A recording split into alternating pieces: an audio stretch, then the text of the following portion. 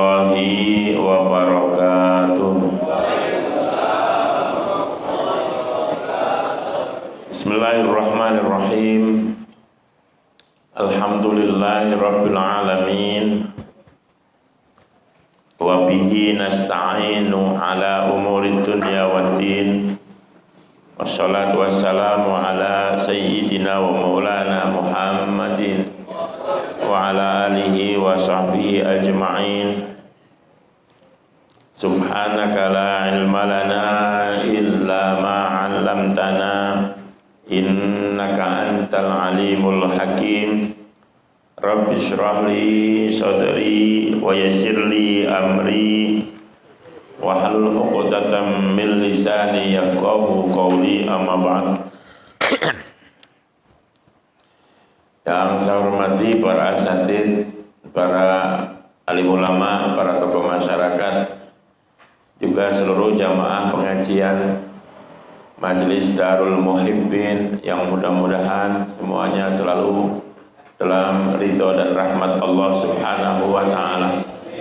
Alhamdulillah, malam ini kita kembali bisa hadir menghadiri kegiatan rutin kita setiap malam Kamis dalam rangka berzikir, bersilaturahim dan thalabul ilmi. Mudah-mudahan apa yang kita lakukan diterima oleh Allah sebagai amal soleh kita, amal yang nanti akan mendampingi kita, menyertai kita, menemani kita saat menghadap Allah Subhanahu wa ta'ala. Amin. Jamaah yang dimuliakan Allah, sebelum masuk bab baru, saya ngulang sedikit tentang air kemarinnya biar lebih jelas. Kemarin dibahas ya, ada air mustakmal, ada air mutanajis. Ini air-air yang nggak boleh dipakai berwudu, nggak boleh dipakai untuk mencuci. Air mustakmal itu apa? Air yang sudah bekas pakai.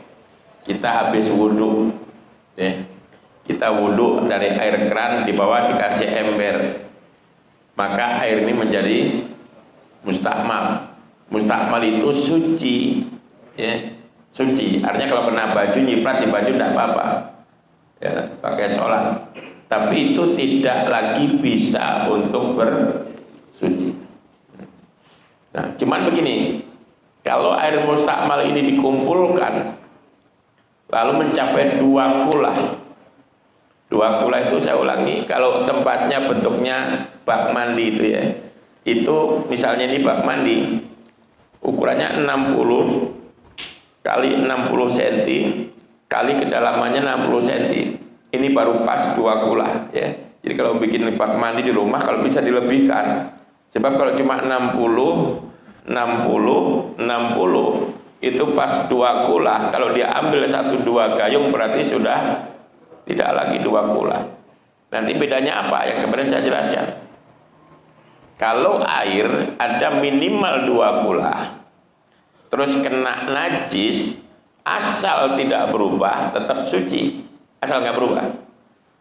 Sifat air itu 3, bau, warna, rasa. Ada air 2 kulah, dikencingin. Setelah dikencingin, dilihat bau, nggak ada bau kencing. Warna tetap bening, jernih. Dijilat nggak ada rasa kencing. Ya, emang tahu rasanya kencing. Yang nggak minimal rasanya nggak ada yang aneh. Gitu ya. Kemudian saya contohkan, air di kolam renang itu bukan 2 kulah lagi. Ada orang berenang 10 orang, semuanya kencing di situ sambil renang. Orang kadang-kadang udah naik aja pengen kencing, nyebur, dia malas kamar mandi. 10 orang berenang semuanya kencing. Jangan 10, 100 orang berenang semuanya kencing di kolam renang. Karena air lebih 2 kulah. Lihat baunya, warnanya, rasanya jilat. Kalau tidak ada yang berubah, sedikit pun nggak ada, berarti air tetap suci dan mensucikan. Itu air tidak kenal mustakmal, ya, air banyak nggak kenal. Saya umpama ada 100 orang mandi junub semuanya berenang di situ, tetap nggak mustakmal, bebas. Itu air kalau banyak. Tapi kalau air sedikit, ketetesan najis, air cuma seember, ketetesan najis 1 tetes, meskipun tidak berubah, maka ya udah buang, karena nggak bisa dipakai lagi. Artinya untuk berwudu nggak bisa, mencuci nggak bisa, ya, untuk mandi nggak bisa. Itu kalau air kurang 2 kula. Ya. Cuman begini, seandainya ada air mustakmal, misalnya dari keran wudhu ini dialirkan ke satu tempat, ya, pokoknya bekas wudhu, keran wudhu itu dialirkan ke satu tempat, dikumpulkan, ditampung, tertampung lebih 2 kula. Setelah 2 kula, dilihat nggak ada yang berubah, bau, warna, rasa nggak berubah. Ini boleh naik toren lagi nih, buat wudhu lagi. Tapi syaratnya tadi menjadi 2 kula dulu. Tapi kalau langsung air dari ember, kita wudhu, ember di bawah, terus air yang di ember ini kita pakai cuci tangan kita najis, kita cuci, nggak bisa. Bersih iya mungkin, bersih, tapi nggak suci. Ya. Termasuk air mutanajis, air terkena najis, air dari kamar mandi dikumpulkan di satu tempat, ya, ada penampungan. Begitu udah kumpul, didiamkan 2 hari 3 hari, nggak ada bau kencing, nggak ada bau sabun, nggak ada apa-apa, ya, kembali misalnya bening, suci, bening, baunya nggak ada bau apa-apa, warnanya pun tetap bagus, rasanya nggak berubah. Ini air meskipun dari kamar mandi kembali suci dan mensucikan, ya. Makanya dulu ada yang itu, kalau yang nggak tahu, itu air pam itu kan air got dialirkan ke satu tempat, disaring, dikasih obat kuman favorit itu kan sama PDAM, dialirkan lagi ke rumah-rumah. Apa hukumnya? Ya. Jawabnya, kalau air sudah kumpul banyak, ya, menjadi 2 kula lebih, mau asalnya kena najis atau air mustakmal, kalau sudah kumpul satu tempat, ternyata 3 sifat tadi nggak berubah, bau, warna, rasa nggak berubah, air kembali suci dan mensucikan. Itu air banyak, ya, air banyak. Jadi bedanya air banyak dan dikit. Kalau air dikit kena najis, berubah nggak berubah menjadi mutanajis. Jadi ukurannya itu, kalau air sedikit itu nggak ada ukuran, pokoknya asal kena najis nggak bisa dipakai. Biar bisa dipakai bagaimana? Taruhin lagi di bak mandi. Misalnya nih, kita baru ngambil 1 ember nih, mau kita pakai cuci, anak kita iseng dikencingin, gimana? Dibuang sayang, lagi musim kemarau, balikin lagi, campurin sama yang bak mandi itu, terus dicuci embernya, cuci, ngambil lagi, nggak apa-apa, ya. Kalau air banyak, ukurannya berubah atau enggak? Kalau air dikit kan mau berubah mau enggak, kena najis. Kalau air banyak, ukurannya berubah apa tidak? Ya, tadi saya contohkan tadi kan, kolam renang enggak masalah. Ya, itu yang kita jelaskan kemarin. Jadi air yang kena najis pun ada air banyak, air dikit. Kalau air dikit kena najis, jadi najis. Pertanyaannya, kita kalau pergi di rest area itu kan, ini WC kloset di atas, embernya agak di bawah, kecil lagi. Itu air yang di ember hukumnya bagaimana itu? Boleh nggak air yang di ember langsung kita pakai? Apa mesti kita cuci dulu embernya, kita buang airnya, kita cuci, kita isi air lagi? Jawabnya itu nanti ada masuk kaidah qaidul fikih yang jadi al yakin la yuzal bisa, atau al aslu baqau makana ala makana. Kalau kita ragu-ragu itu air najis atau enggak, itu kembalikan aslinya. Air di ember, kita ragu ini air di ember, kloset agak di atas. Kalau kita pakai akal, rasanya nggak mungkin nggak kena najis. Sementara kalau air sedikit itu kalau kena najis kan jadi najis meskipun nggak berubah. Nah, keraguan ini jawab loh kaidah tadi. Kalau kita ragu najis apa nggak najis, kembalikan aslinya. Aslinya apa? Air itu aslinya suci. Ya udah, anggap aja suci. Ya, semua kembalikan aslinya. Kalau ragu ya, maka nggak usah bingung. Masuk rest area ada ember di bawah, kelihatannya bening, nggak ada bau apa-apa. Ya udah, anggap aja suci. Ya, boleh dipakai. Nah, itu yang kemarin mengingatkan lagi ya, biar sekarang masuk ke pasal baru aja langsung. Fi dzikri syai'in minal a'yani al-mutanajjisati.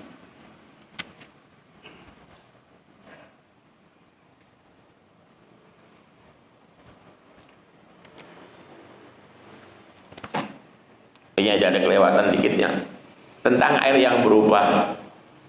Air yang berubah itu ada dua macam. Ada air berubah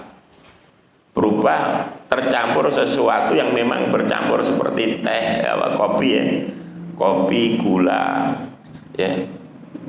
Ini air tadinya bening, dikasih kopi, diaduk ya, bubuk kopi berubah. Berarti perubahan air dari bening menjadi hitam ini berubah karena sesuatu yang bercampur. Maka ini bisa merubah status air dari mensucikan menjadi tidak mensucikan, meskipun itu nggak najis itu kopi. Tapi ada juga berubah ya, karena sesuatu yang nggak bisa terhindar, seperti air kali. Air kali warnanya apa? Coklat. Mungkin nggak air kali terhindar dari lumpur? Nggak mungkin. Karena nggak mungkin, itu juga dianggap masih tohir, mutohir, suci dan mensucikan. Kalau di sini air warnanya agak coklat, kan berubah ya, itu berubah karena lumpur yang nggak mungkin terhindar. Beda dengan kopi. Tadi kan kopi di mana, air di mana, sengaja diaduk, berarti menjadi ghairu mutohir, tidak lagi mensucikan. Tapi kalau air kali masih bisa untuk mencuci, untuk mandi, untuk apa aja boleh. Satu lagi berubah karena sesuatu nggak bercampur. Kita punya air di ember, terus ada kayu nyebur ke situ, kayu ini kan benda yang tidak bercampur dengan air. Artinya bisa dibedakan mana kayu, mana air. Beda dengan kopi, mana kopi, mana air kan udah menyatu, nggak bisa. Yang berubah karena sesuatu yang tidak bercampur itu juga nggak apa-apa. Misalnya ini air di ember ya, akhirnya kecemplungan kayu, itu diangkat ada aroma kayu, tetap aja itu suci dan mensucikan dengan alasan apa? Kayu itu bukan benda yang bercampur, tapi berdampingan dengan air ya, berdampingan namanya. Tetap nanti ya kalau belum jelas soal air tanyakan lagi nih, karena air ini kelihatannya sepele, tapi ini menentukan sholat kita bisa nggak sah gara-gara kita nggak tahu urusan air. Percuma kita sholat kalau sampai nggak tahu air, nanti nggak sah wudunya, nggak sah mandinya, bajunya tetap najis. Pasal tentang menjelaskan tentang sesuatu benda yang terkena najis. Jadi ada benda yang terkena najis, ada benda najis. Wa ma yathuru minha bittibaq wa ma yathuru. Ya, menjelaskan benda-benda yang najis dan benda yang bisa menjadi suci karena disamak, dan yang tidak bisa menjadi suci dengan cara disamak. Wa juludul maitati kulluha tadhuru bittibaq. Ini yang udah punya buku terjemah ya, yang bagus sebelum ngaji dibaca dulu di rumah. Syukur-syukur dari rumah sudah sangat paham. Kalau dari rumah sudah setengah paham, karena setengahnya di sini. Ya, kalau dari awal nol ini agak lama nanti ya. Nah, pasal menerangkan benda-benda yang najis yang bisa menjadi suci dengan disamak. Nah, kulit kulluha tathuru bittibaq, ya, kulit bangkai itu semua bisa disucikan dengan disamak. Sawaun fi dzalika maitatum ma'kulil lahmi wa ghairuh. Baik itu kulit bangkai yang aslinya binatang halal atau yang tidak halal. Yang halal apa? Misalnya ada bangkai sapi. Kalau sapi disembelih kulitnya jelas suci ya. Sapi disembelih kulitnya suci, tanduknya suci, tulangnya suci, gitu kan. Tapi kalau bangkai sapi ditabrak mobil mati, berarti bangkai itu najis, haram dimakan, kulitnya pun ikut najis. Nah, Tapi kulit sapi ini bisa diproses menjadi suci, disamak. Disamak itu diproses, nanti ada caranya dijelaskan di sini. Itu sapi yang binatang aslinya halal. Atau binatang yang nggak halal, ular. Kulit ular disamak, itu juga bisa jadi suci. Ya, makanya ada kan orang punya gesper dari kulit ular, gitu kan? Atau mungkin tas dari kulit apa, gitu kan ya? Itu asal disamak, ya. Samak itu gimana? Samak dikatakan di sini, wa kaifiyatut tabghi ayyun za'afudulul jildi mimma yu'affinuhu min damin wa nahwihi bisyai'in hirrifin ka'afsin. Cara menyamak kulit, caranya apa? Kotoran-kotoran kelebihan yang ada di kulit dibersihkan. Ada lemak, ya gajih, pokoknya darah, semua yang bisa membuat menjadi busuk. Itu lemak kalau dibiarkan di situ nggak dibuang, itu kulit bisa menjadi busuk. Darah kalau nggak dibuang busuk. Nah, caranya dibersihkan dulu, terus dikasih sesuatu yang sepet, ya. Sepet itu apa yang bahasa Indonesia sepet? Kayak rasanya, bukan jambu muda, kalau dimakan bukan pahit kan, rasanya apa? Ada nyangkut di lidah, di tenggorokan, itu apa? Sepet namanya, keset gitu loh. Kalau pahit itu kan beda, kopi nggak dikasih gula rasanya pahit. Tapi kalau sepet itu kayak jambu muda, jambu ya, kelutuk muda itu kan sepet rasanya, ya pentil ya, itu sepet itu. Cari termasuk itu sabut kelapa itu rasanya sepet. Ya. Nah, kulit dibersihkan dulu, darahnya dibersihkan. Kalau masih ada daging-daging yang nempel, lemak-lemak gaji dibersihkan. Lalu dikasih yang pahit-pahit itu, yang sepet, ya kan? Meskipun yang sepet itu benar najis, dikatakan di sini walau kanal hirif, dicontohkan ka'afsin. Saya nggak tahu ini nama tumbuh-tumbuhan sebenarnya di Indonesia namanya apa, saya nggak tahu. Jadi di Arab sana. Meskipun yang sepet ini benda najis kadar ki hamamin, seperti tai burung dara. Ya, kafa bidibah, cukup. Artinya gini, umpama kita punya tai burung dara banyak, kita ratain di kulit itu, didiamkan. Tentu yang paling tahu ini orang-orang Garut sana, orang Cianjur ya. Yang suka bikin jaket mana itu? Garutnya. Yang paling tahu. Tapi yang jelas prosesnya seperti itu. Bukan dikasih sabun, bukan dikasih rinso. Tapi pakai sesuatu yang keset, yang sepet. Nah, ukurannya sudah bersih bagaimana? Kalau kulit itu begitu sudah dibersihkan, dikeringkan, seandainya direndam tidak menjadi belatungan, berarti sudah bersih, sudah suci. Beda sama kulit biasa ya. Kulit sapi itu kalau lebaran jangan diapa-apain, taruh di tempat yang lembab, lama-lama belatungan itu. Tapi kalau kulit beduk, iris, rendam, enggak akan belatungan. Kenapa? Karena itu sudah disamak. Nah, kalau kulit sudah bisa begitu, itu kulit berarti sudah menjadi suci. Kalau suci itu dipakai sholat boleh, buat sajadah boleh. Tapi khusus kulit. Kalau bukan kulit nggak bisa. Ya, tulang sapi, tulang bangkai sapi misalnya, disamak nggak bisa. Atau gading gajah. Gajah itu kan binatang haram. Kalau binatang haram, kalau mati berarti bangkai. Kalau bangkai berarti semuanya najis, termasuk tulangnya, termasuk gadingnya. Maka hati-hati yang punya cangklong ya. Cangklong kan kalau gading gajah itu mahal, itu bisa jutaan harganya. Tapi ingat itu najis. Seandainya kita habis ngerokok pakai cangklong itu, kalau mulut kita basah berarti najis. Harus dicuci, nggak boleh langsung sholat. Nah, kalau cangklong kita kantongin, berarti kita sholat ngantongin najis. Hati-hati, ya. Makanya daripada yang punya, daripada kesulitan, kasih saya aja cangklongnya. Ya. Nggak, yang penting tahu caranya. Jadi yang punya pipa atau cangklong dari gading gajah, hati-hati. Tapi kalau kan ada juga dari tulang sapi, nah itu tidak apa-apa. Kalau ragu bagaimana? Ini tulang sapi bangkai, apa tulang sapi disembelih?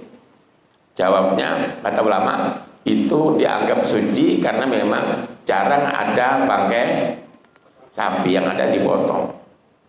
Termasuk kemoceng. Ayam itu kalau bangkai kan bulunya najis. Kita bikin jadi kemoceng najis. Lah kalau kita nggak tahu, ada orang jual kemoceng bulu ayam, ya nggak apa-apa. Itu dianggap kalau kita nggak tahu, anggap suci, gitu ya. Illa jildal kalbi wal khinjir, yang nggak bisa lagi disamak itu mengecualikan kulit anjing dan babi. Ini bagaimanapun nggak bisa. Kulit anjing disamak nggak bisa, ya, karena najisnya beda, namanya mukhalathah. Wa ma tawallata minhuma au min ahadim, atau yang lahir dari keduanya atau dari salah satunya. Dari keduanya itu misalnya babi kawin dengan babi punya anak, berarti kan anak babi juga, sama aja. Atau babi kawin dengan anjing, sama-sama mukhalathah, punya anak, tetap anaknya juga nggak bisa disamak. Atau silang, ada anjing kawin dengan kambing. Anjing misalnya di kandang itu kita taruh memang anjing sama kambing berdua aja, itu nggak ada yang lain. Tiba-tiba kambingnya bunting, berarti siapa lagi pelakunya? Tersangka yang punya. Yang enggak lah, masa yang punya seudon itu. Tersangkanya anjing kan berarti. Berarti kalau itu lahir meskipun dari perutnya kambing, itu punya bapaan, itu anak tetap mukhalathah. Ya, mukhalathah. Jadi ngikut atau dibalik sama. Ya. Yang laki-laki kambing. Kambing memperkosa anjing, berani bener nih. Ya. Akhirnya anjing itu bunting. Meskipun anaknya bentuknya kambing. Ya. Kan mungkin ya, karena bapaknya kambing, lahir dari anjing, bapaknya kambing. Anaknya bentuknya seperti, kan cuman seperti, tetap aja orang nyebut anak siapa? Anak anjing. Jadi nggak dilihat bentuknya, dilihat dia keluarnya dari mana, siapa bapaknya, gitu kan? Nggak beda begini, ada kambing melahirkan, ternyata anaknya kayak manusia bentuknya. Ini terdakwanya pasti nggak ada lagi nih.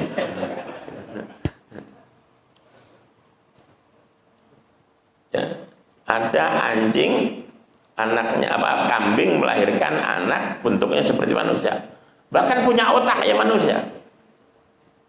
Gimana nih hukumnya? Jawab, tetap itu anak kambing. Sampai ada anekdot ya, yulghozu kalau bahasa kitab anekdot itu, ada imam sholat. Nah, imam sholat Idul Adha, selesai jadi imam, jadi khotib, dia langsung disembelih buat kurban, boleh. Siapa? Ternyata imamnya anak kambing, cuman wujudnya seperti manusia. Ya, lahir dari kambing, tapi dia baca Quran suaranya enak. Gitu. Dia sholat, selesai itu kita rebahin, kita kurbankan, boleh. Nggak punya peri kemanusiaan, lah kan dia bukan manusia. Cuman tetap aja kalau saya nggak tega lah ya, meskipun dia anak kambing, tapi kalau tiap hari main sama kita, masa kita sembelih, walaupun boleh. Ya, kenapa? Lagi-lagi ngelihat ini kita bicara ilmu ya. Artinya Pak, kalau suatu saat nanti ada yang aneh, kita nggak kaget. Ya. Sebaliknya, ada ibu-ibu ngelahirin yang lahir monyet bentuknya, tetap aja namanya orang, tapi wujudnya seperti monyet. Itu harus diperlakukan seperti orang. Misalnya nih, dia mati, ya harus kita kafarin, kita sholatin untuk kasih mukmin nih. Ya. Bukan monyet, bentuknya monyet, tapi dia manusia. Makanya kalau yang lahir dari anjing dan babi tetap mukhalathah, ya. Meskipun bentuknya kambing. Anjing punya anak bentuknya kambing, haram dimakan. najis, nggak bisa disamak, gitu ya. Nah,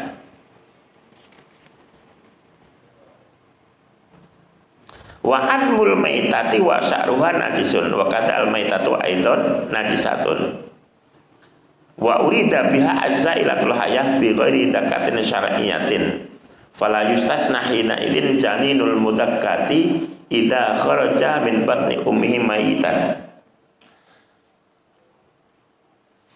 Ini udah saya singgung tadi sebenarnya. Tulang bangkai, rambut dan bulunya itu semua juga ikut najis seperti bangkainya. Ya. Ada ayam mati tanpa disembelih, najis, berarti bulunya najis. Ada sapi mati tanpa disembelih, berarti sapi najis, kulit najis, tanduknya najis, tulang juga najis. Ya. Nah, bangkai itu apa? Dikatakan wa urida biha azzailatul hayah bi ghairi dakatin syariat. Jadi yang disebut bangkai itu hewan yang mati tanpa sembelihan menurut agama. Dan sembelihan agama itu nggak cuma di leher, jangan salah. Ya. Termasuk sembelihan agama itu misalnya kita berburu. Kita pakai anjing yang terlatih. Syaratnya anjing memang nurut ya. Harus ada uji coba untuk halalnya. Ya. Saya punya anjing terlatih, saya bawa ke hutan. Begitu ada kijang, saya bilang kejar, lari dia kejar. Ketangkep, digigit sama anjing. Kita lari juga sampai situ sudah mati, halal itu kijang. Tapi kalau sampai situ masih hidup, ya harus kita sembelih. Tapi seandainya saya ngejar ke tempat kijang yang ketangkep ini sudah mati, itu hak. Ini termasuk zakatin syariatin, sembelian juga menurut agama. Ya. Tapi tadi anjingnya harus benar-benar terlatih. Terlatih ujiannya begini: anjing lari, anjing berhenti, anjing balik. Tapi kalau anjingnya masih ngelawan, ada kijang, ada mangsa, anjing kejar, gitu ngejar, anjing nggak jadi, tetap lari juga dia, misalnya. Digigit mati haram. Ya, karena itu anjingnya nggak nurut namanya. Ini anjing harus benar-benar nurut. Maksudnya apa? Kalau anjing itu benar-benar nurut, meskipun yang gigit anjing seolah-olah yang bunuh saya gitu loh. Kenapa? Mati dan tidaknya ada di tangan saya seolah-olah gitu. Tapi kalau anjing itu nggak nurut, berarti itu bunuh kehendaknya anjing sendiri, maka nggak halal. Termasuk berburu burung. Ya. Cuma ini yang banyak saya pahami nih. Orang pakai senapan angin, yang pakai pelor itu kan, nembak burung, das jatuh, halal katanya, kan udah bismillah. Nggak bisa. Itu ada syaratnya, pelurunya harus tajam, kayak panah, ya, harus tajam. Sedangkan burung itu walaupun nembus perutnya, itu kan bukan karena tajam. Karena dorongan peluru itu yang begitu keras. Ya kan kalau kita pelurunya itu senapan angin itu kan nggak tajam kan, tumpul kan, gitu. Makanya kalau buat itu berburu nggak bisa halal. Ya, jangan salah. Ini kadang-kadang termasuk yang salah lagi. Yang penting Bismillah. Padahal Bismillah itu justru nggak wajib. Saya nyembelih nggak pakai Bismillah itu sah. Ini nyembelih baca Bismillah itu cuma sunat. Yang penting posturnya Pak, saya memang sengaja menyembelih. Ya, sengaja. Contohnya nggak sengaja gimana? Saya misalnya main pisau, latihan main pisau karena saya pendekar. Ya. Pisau lepas, kena leher ayam, putus, haram. Ya kan? Kenapa? Karena nggak sengaja. Kalau sengaja walaupun dilempar boleh, karena dia canggih ayam di sono. Bismillahirrahmanirrahim. Kena leher putus, halal. Karena sengaja. Jadi yang penting sengaja. Jadi bismillah nggak wajib. Nah, kalau yang tadi berburu tadi, kita pakai panah, peluru tajam. Mungkin lidi gitu, ujungnya kasih jarum. Langsung kita panahkan, kena burung, nancep, jatuh, mati, halal. Ya. Tapi kalau senapan enggak, karena itu bukan peluru tajam. Nah, jadi selain tadi yang mati bukan karena disembelih, Ya, bukan karena pakai senjata tajam. Ya, itu namanya bangkai. Termasuk juga binatang halal itu kalau misalnya kita punya sapi mau dipotong, mau dikorban atau kebo mau dikorbanin, dia lepas, binal dia. Gimana caranya? Ya udah, siapin tombak aja. Bismillahirrahmanirrahim. Bukan karena itu halal, itu sengaja aja. Begitu kita tombak sekena-kenanya, kena matanya mati, halal itu. Kebo kecebur sumur, palanya duluan. Gimana nyelamatinya? Ditarik nggak bisa. Mau disembelih kepalanya di bawah. Boleh tusuk dari atas saja. Mati, halal. Itu cara. Jadi binatang-binatang yang nggak bisa kita kuasai, nggak kita kuasai itu baik karena memang itu binal. Misalnya kayak banteng, sapi liar gitu, burung misalnya. Atau nggak bisa dikuasainya kayak tadi. Palanya banteng itu, palanya kebo ada di bawah, nggak bisa nyembelih kita. Kalau kita diamin mati ini, nggak bisa napas. Kita bacok aja dari atas kena-kenanya, mati, halal. Itu termasuk zakatin syar'iyatin, sembelihan menurut syarat, gitu ya. Nah, itu pertanyaan nanti apa nyambung, kita play dulu. Dan dulu boleh ya. Berarti kalau nanti waktunya cukup kita nambah satu lagi. Ini fikih, ini tasawuf. Bedanya apa? Fikih itu bicara tentang anggota luar, bagaimana basuh muka, soal najis, soal bagaimana gerak kita rukuk, urusannya fikih. Jadi fikih itu bicara bagian luar. Kalau tasawuf atau akidah itu bicara batin. Bagaimana kita menjadi orang yang tidak pemalas, bagaimana hati ini qanaah, bagaimana hati ini tawakal, bagaimana hati ridho, bagaimana hati ikhlas, bagaimana hati ini semangat bangun malam. Ini urusannya. Jadi kalau tasawuf ya, ini organ tubuh bagian dalam hati bicaranya, objeknya Kalau fikih objeknya tubuh bagian luar, biar bisa. Itu gambaran sederhana, walaupun perbedaannya tentu nggak hanya segitu. Gambaran sederhananya seperti itu. Fikih bicara anggota tubuh bagian luar, tasawuf bicara bagaimana menata hati. Ya, itu harus dua-duanya harus jalan. Sebab orang kalau cuma belajar fikih tapi hati dan imannya tidak diperbaiki, akhirnya fikih diakalin mulu. Dia tahu punya emas 1 nisab, harusnya kan kalau 1 tahun harus bayar zakat. Begitu 1 tahun kurang 2 hari dijual sama dia. Niatnya ngakalin. Ini bahaya ini. Malaikat bakar drum. Enggak, saya nggak bakar orang, sekali bakar drum kok katanya. Diakalin juga oleh malaikat, nyiksanya gitu loh. Ya. Beda kalau memang kurang 2 hari ada kebutuhan terus dijual, lain lagi. Ini enggak, nyimpen emas asal kurang 2 hari jual, ntar beli lagi, disimpan lagi, kurang jual lagi. Itu orang cuma belajar fikih karena nggak punya hati-hatinya kosong. Dia beragama itu untuk apa kosong gitu loh. Jadi akhirnya apa, hukum Allah akalin ya. Ada ayam tabrak motor, belum disembelih, kelepek-kelepek, masih napas. Nah, itu nggak boleh, haram itu. Itu nyawanya udah pergi, cuma sisa doang itu, tenaga nggak boleh. Kan sering itu. Jadi punya ayam ditabrak motor, itu didiemin mati nggak itu? Mati kan? Namanya itu tinggal sisa, itu udah nggak ada nyawanya. Beda sama gini, saya punya ayam sakit, memang nggak bisa gerak, tapi memang semenjak seminggu yang lalu udah begitu, diem aja, dikasih makan nggak mau, dikasih minum nggak mau.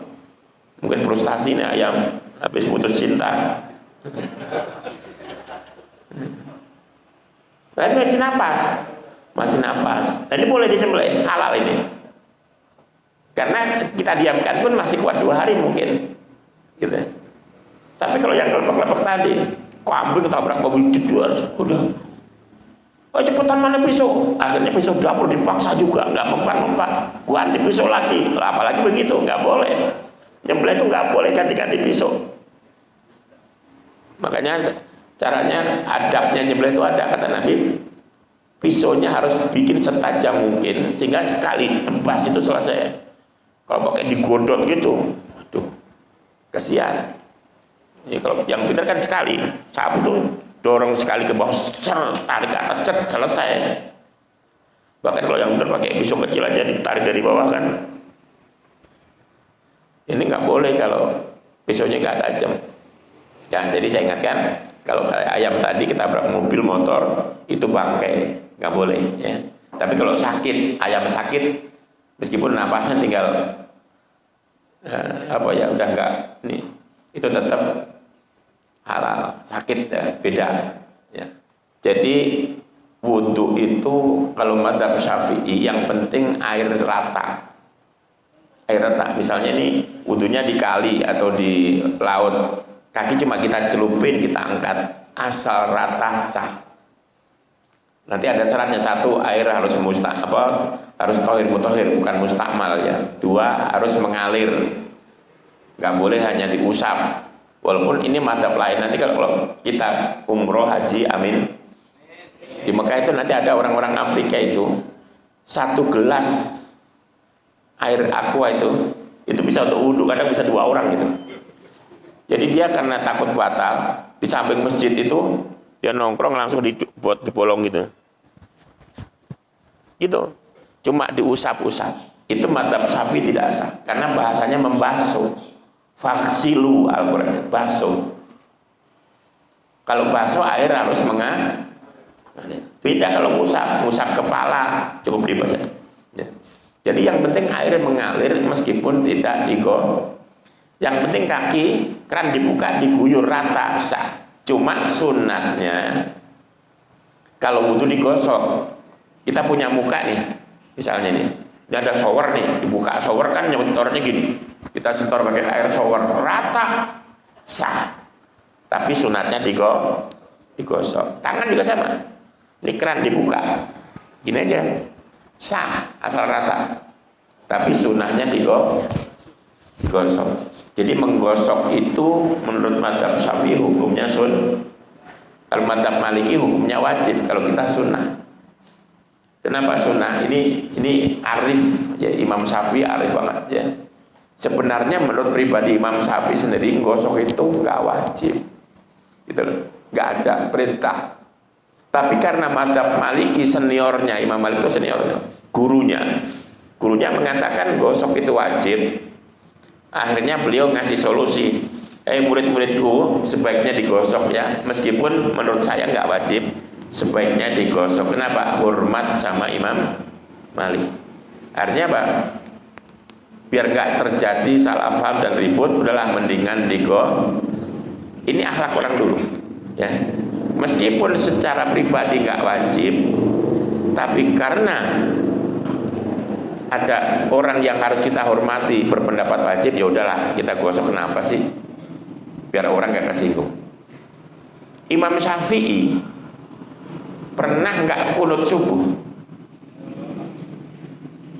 Padahal Imam Syafi'i itu mengatakan kunut subuh itu sunat apa? Yang kalau lupa diganti sujud masih diganti. Satu ketika sholat, kalau nggak salah di makam Imam Hanafi ya, itu nggak pakai kunut. Ditanya muridnya, guru, kok nggak kunut? Lupa atau sengaja atau gimana? Sengaja. Kok sengaja ya? Kunut itu sunat. Menghormati orang hukumnya wajib. Saya tinggalkan yang sunat demi yang wajib. Saya Sudes yang barusan meninggal, Imam Masjidil Haram.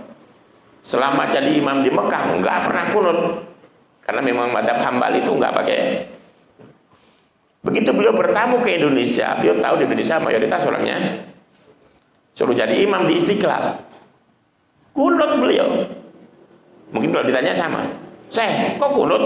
Seumur-umur kan nggak pernah di sono. Ya di sono, di sini kan orang-orang pada ya sudah saya kunut. Apa salahnya sih? Kan indah kalau seperti ini. Ini kadang-kadang perkara sunat dipertahankan sampai berantem, tekor namanya. Dapat pahala sunat tapi dosanya berantem. Cuma gara-gara kunut nggak kunut aja berantem, tekor ya. Ya kalau yang kunut silakan, enggak juga silakan ya. Insya Allah semuanya masuk surga. Tapi surganya bagusan yang kunut, dia nambah doanya. Jadi gini, halal dan najis ini sesuatu yang berbeda ya. Ya, tidak semua yang tidak najis itu halal. Ya, kucing itu nggak najis tapi haram. Jangan salah. Ya, ini berbeda ya. Kucing itu nggak najis tapi burung pemangsa, burung apa pemangsa itu? Yang elang. Itu nggak najis, kita pelihara, kita gendong sholat nggak najis. Tapi itu haram. Kan ada salah satu binatang yang haram itu jadinya satu pemangsa bertaring gitu ya. Nanti kita bahas juga, ada nanti pembahasan bab itu khusus ya. Jadi kucing itu nggak najis tapi haram. Ya kan? Ada juga haram tapi najis ya, kayak babi, anjing itu najis dan haram. Ada nggak najis dan halal ya, kambing itu nggak najis. Ya, ayam itu nggak najis tapi halal. Nah, jelas kan? Cuma kalau mazhab Maliki, lagi-lagi mazhab lain ya. Mazhab Maliki itu pengikutnya Imam Malik, anjing itu nggak najis. Dulu saya pernah berdampingan kamar sama, bahkan jangan orang kulit hitam, memang mazhab Malik itu. Dia punya anjing gede banget, cuma beda kamar. Ya, di kamar mahasiswa itu dia punya anjing, kalau tidur dipeluk sambil nonton TV gitu. Kadang-kadang di bawah kamar saya, gue anjingnya tinggal. Ya bukan apa, kita geli aja, biasa nggak biasa. Ngeliat anjing gimana sih? Dia mah biasa, anjing dipeluk, tidur apa ya sih kayak. Jadi artinya apa? Memang ada pendapat yang mengatakan anjing tidak najis. Tapi kalau kita mazhab Syafi'i konsisten, anjing juga harus najis ya. Konsisten, jangan kita ngaku mazhab Syafi'i tapi milih-milih. Itu nggak boleh tatabu rukhos, bermazhab tapi ngambil yang enak-enak, itu nggak boleh. Namanya bukan beragama, tapi itu namanya bermain-main dengan agama, nggak boleh ya. Cuman ada bercanda doang kemarin. Ada kiai kan mazhab Syafi'i, anjing kan najis ya kan, tapi ada kiai itu melihara anaknya kiai maksudnya. Anaknya kiai bukan anak anjing.